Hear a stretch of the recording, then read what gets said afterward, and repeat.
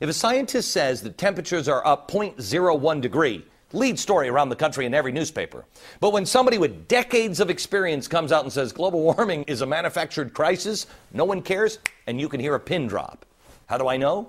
Because that is exactly what happened last week when the founder of the Weather Channel wrote an article that began, and I quote, "It is the greatest scam in history. I'm amazed, appalled, and highly offended by it. Global warming. It is a scam."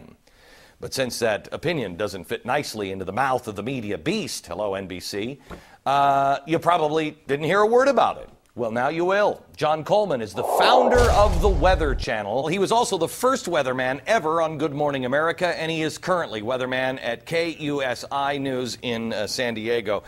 John, your head about exploded with the NBC thing this week. Is that what was the breaking point for you? Well, I had been listening to all the global warming talk for a long time and posting material about global warming on our website.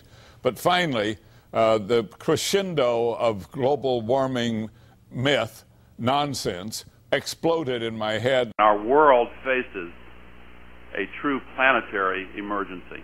We have tried and tried and tried to get a debate on global warming with scientists on the other side.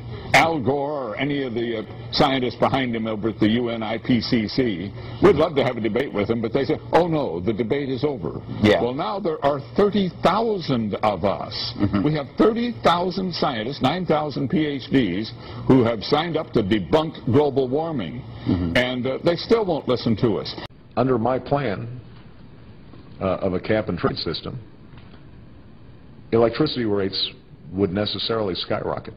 What was the turning point for you? Because I know that you said that you went in to look for an honest answer. You thought maybe it's real. What was the thing that stood out and you went, this is absolutely bogus? Well, when I looked at the hockey stick graph that was produced in Manning's original report, and it showed a steady line temperature through the millenniums and then a sudden rise, global, I knew that that was incorrect. Yeah.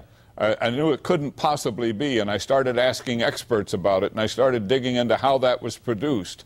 And I found out it was bogus science. It wasn't real. The numbers had been massaged. Our world faces a true planetary emergency. It's the American worker who is going to be disadvantaged in many ways because of this theory that the majority wants to impose upon the American family, which according to the nonpartisan Congressional Budget Office would spike the cost of energy for the average American family of somewhere between $700 and $2,200 a year. Under my plan of a cap-and-trade system, electricity rates would necessarily skyrocket. Nobody in this country realizes that cap-and-trade is a tax, and it's a great big one. If somebody wants to build a coal-powered plant, they can. It's just that it will bankrupt them because they're going to be charged a huge sum for all that greenhouse gas that's being emitted. Global warming, it is a scam. Crisis. Scam. The Heritage Foundation, just last week, the Brookings Institute, has also put out how many jobs are going to be lost by this. The Heritage Foundation is estimating that you're looking at anywhere from over 1.5 million jobs being lost. You're carrying it out to the end date with the Brookings Institute's about 2.5%. Bankrupt. Scam. 1 in 3 Michigan families are behind over 30 days in their electricity bill. 1 in 3. 1 in 3. What this bill says is we're just not going to crush you. We know you guys can't have big fancy lobbyists and who help negotiate the bill and can discuss very complicated allocations of 35% that really don't mean 35%, that deal with future contract purchases and the fluctuating price. They don't care. They know that they got a refrigerator that they have to have electricity to keep their food cold and fresh for their family. They know that when their kids get on the computer, it costs them more money to do their homework. That's what they know.